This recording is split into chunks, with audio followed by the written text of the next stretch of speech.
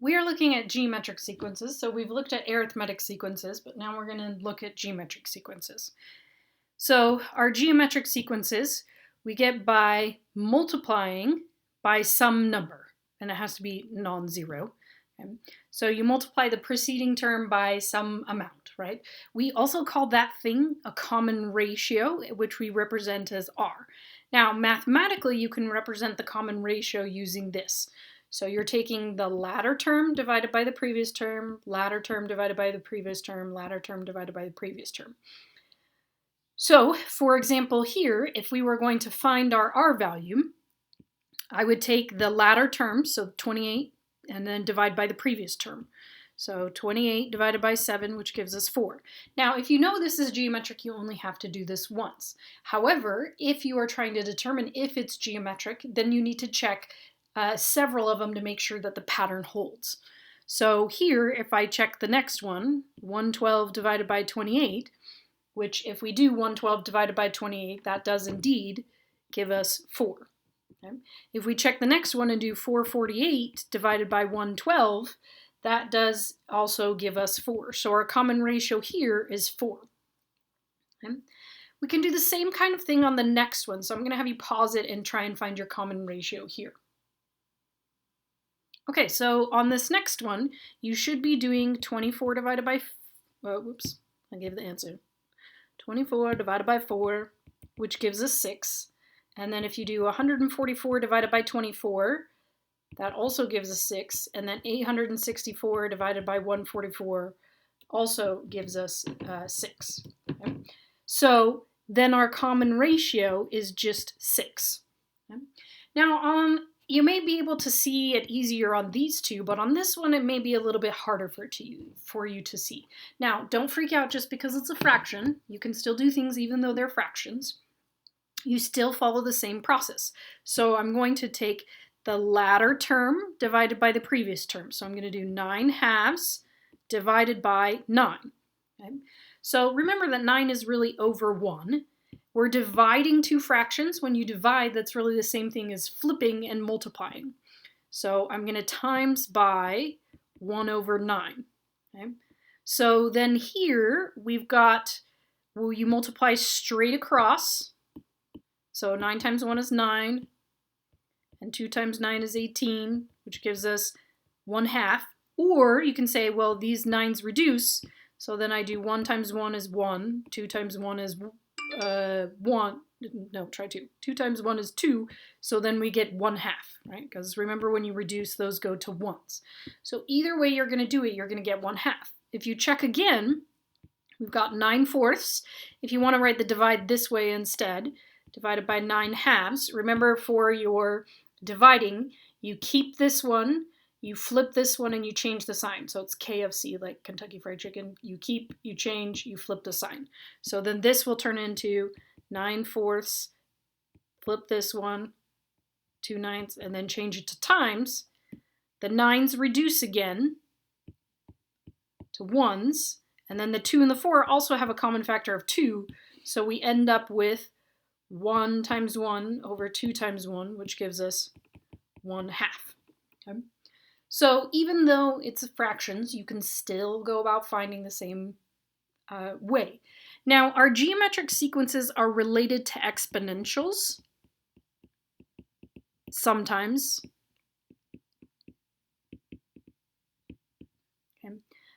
If you have, you're multiplying by a negative number, that won't be exponential because you'll be flip-flopping between positive and negative numbers. So your exponential is this kind of shape, right? Or your negative exponential would be this kind of shape. If you're doing a negative r value, you'd have this one, this one, this one, this one, this one, this one, and it'd flip back and forth between these two exponentials. Okay? So it's exponential if your r is positive, and then it's just geometric if your r is negative. Okay? Now, you can also find the general term, again, which we still call the nth term or the explicit formula. Okay? Our formula is different for this one because it's geometric, not arithmetic. So our formula in this case is a sub n equals a1 times r to the n minus 1. I like to put my r in parentheses. You can just use a dot for multiply. I think it's more obvious what the r is if it's in your parentheses. Also, if your ratio is negative, you have to have parentheses around it. So notice here that you need two things. You need a1 and you need your common ratio. So you can find your equation easily using that. Notice it's raised to the n minus 1 power. Okay? Notice it also tells you that the r is the common ratio and the a1 is the first term. Okay? So if we look at this question down here, we've got find the first 5 terms when a1 is 2 and r is negative 3. So this would be a case where it's not exponential because your ratio is negative. So we start with 2, and then we're thinking, okay, well, I need a times by 3. Well, that gives us 6. And then I need to times by negative 3. Let's put it, negative 3 here, times by negative 3, so that was a negative 6. So then if we times negative 6 by negative 3, that gives us positive 18. And then we're going to times by a negative 3, which if we do 18 times by negative 3, that gives us negative 54. Right? And we want the first 5 terms. So we've got 1, 2, 3, 4. We started with a1, so 1 was already given to us. So we need to times by a negative 3 again. So when we times by negative 3, that gives us positive 162. So that's how you would go about finding your next terms, and you can do dot, dot, dot. Okay? Now this one says find the next 3 terms. So on this one, it gives us the pieces of information. Now there's nothing on this to tell us that this is geometric.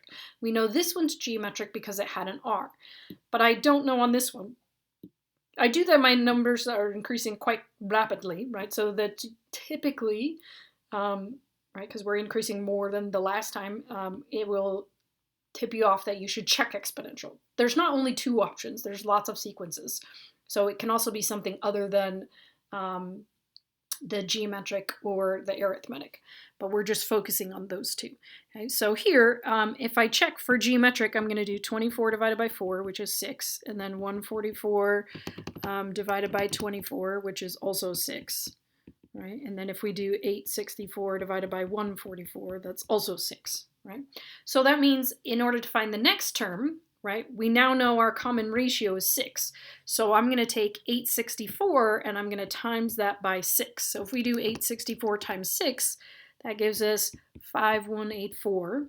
And then we're going to times that one by 6, which gives us 31,104. And then we're going to times that one by 6, which gives us 186,624. Right? So I look back at our instructions, it says the next 3, so I've got 1, 2, 3, so then these 3 are my answer. Now, it says to find the general term. The general term is the same thing as the nth formula, or the nth term, or the explicit formula. Okay? It gives us our 2 pieces of information. Our formula is a sub n equals a1 times r to the n minus 1. That's what was above, that you can no longer see. So we need 2 things, the a1 and the r. Well, conveniently, they gave us those 2 things. So I'm just going to plug things in. So we have a sub n equals a1, which is 5, times by the common ratio, which is 3/4, raised to the n minus 1 power. That's our general term. I'm not finding what term number. I'm not finding the 53rd term. I just am finding the general term. So this is it. That's my answer. Okay? Now on this one it says the explicit formula, but remember general term and explicit formula are the exact same thing. We just have different verbiage for them. Okay? Now this one does tell us it's a geometric sequence, so I only need to check one of these to figure out what my r is. So my r, I can do negative 10 divided by 2. Remember I'm doing the latter term divided by the previous term. So that gives us negative 5. Okay? And then I need to identify, remember our formula, we need a1 and our r. So I need to identify my a1 because we've got the r. So this thing is a1. So our a1 is 2 and our r is negative 5. So then I do a sub n equals a1, which is 2, times by our ratio, which is negative 5, raised to the n minus 1 power. And then that's our explicit formula. I don't need to do anything else on that. That gives us what our explicit formula is. So then I'm just all done. Now, we also have the ability to find a term number. Okay, so just like we did yesterday, we want to be able to find a term number. So on this next one, we're finding the 29th term. Again, it tells us it's geometric. So that means I don't need to check and see, is it geometric or arithmetic? Okay, so that means I can just find one common ratio and know that that's true for all of them.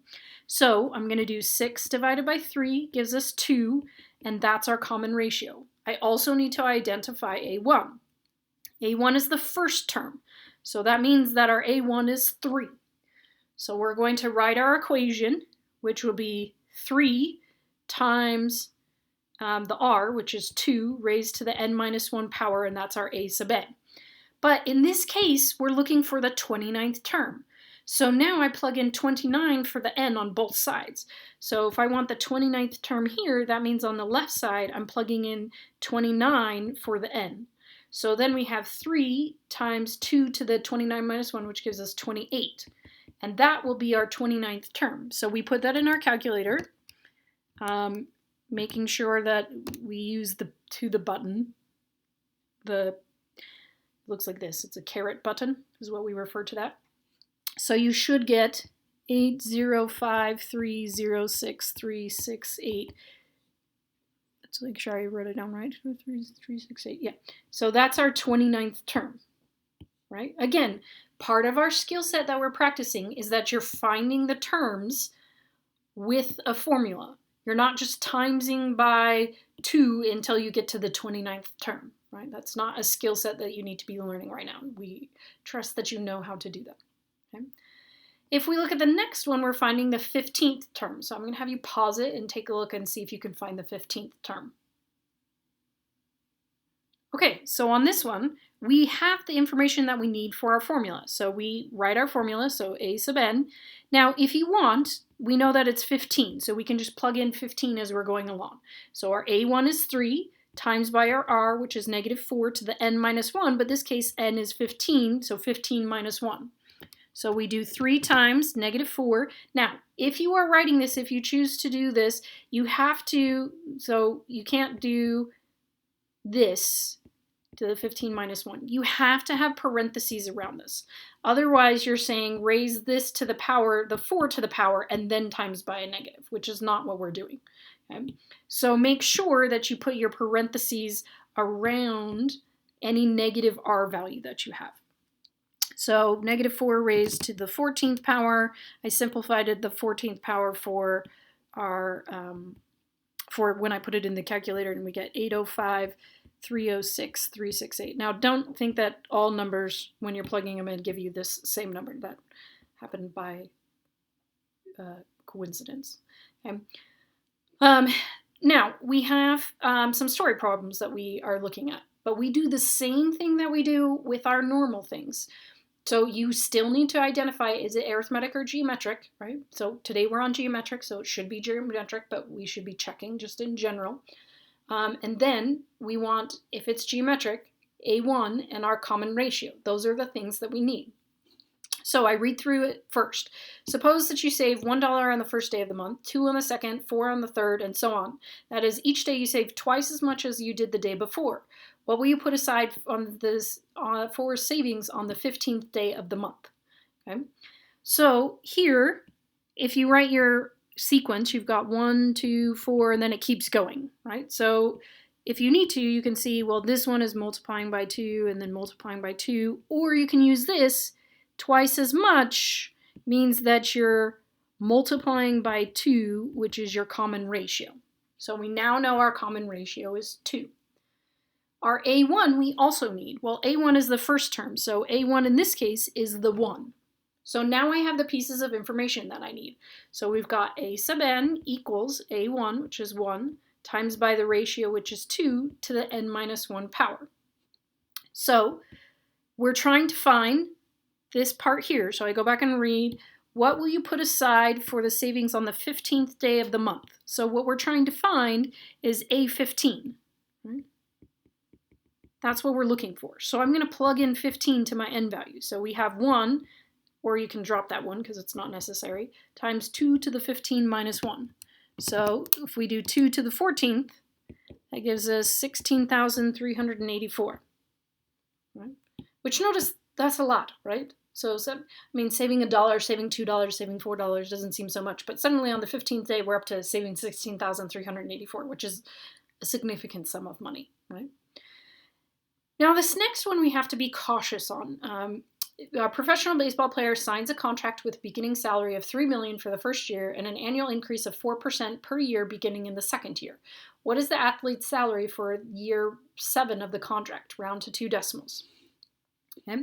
So we've got a beginning salary of $3 million. So that means that our A1 is $3 million. Okay. And then it says we've got an annual increase of 4%. Anytime that you've got percent, you should be thinking geometric. Oops, percent. Okay. Now, you have to understand a little bit about salaries. If you're increasing 4% each year, what you're really doing is you're keeping 100% of your previous salary and then going up by 4% past that, right? So you're really having 104% because you're keeping 100% of the time before and then adding 4% more. Now, when we go with our amounts or with our percents, we always write them as decimals. So if I switch this to decimal, remember you move your decimal left 2. So 1.04 becomes our rate. So you will need to see on some of these if you're keeping the same amount and then going up, keeping the same amount and adding to that, or if you're just going up by a certain number each time. Okay? So our rate here is 1.04, which is 104%. So we keep 100% of our previous salary and add 4% more on top of that.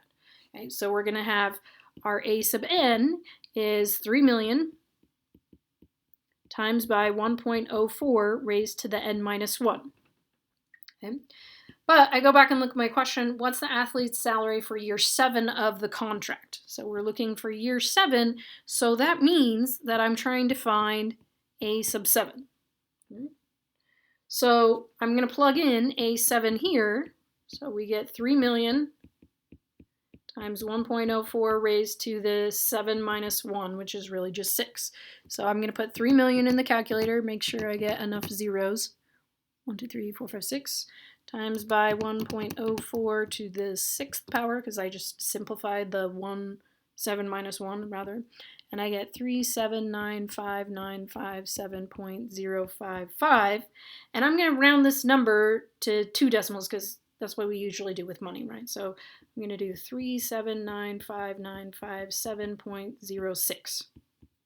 Okay. So we're now at 3,795,957.06. Right? So this is the salary in year 7. Okay. And that's how you can work with your geometric sequences. So you want to remember you need your A1 value, you need your common ratio. Your common ratio you get by dividing the latter term divided by the previous term. And then when you're looking at story problems, you're looking for, okay, what's my first term? What's my common ratio? And then what am I looking for? Do I just want the general term? Usually not in a story problem. Usually you're looking for a specific term number. So you're looking for, in this case, it was the 15th day, and this was year 7. Okay. So you just break it down little bit by little bit to pull out the pieces of information that you want for your story problems.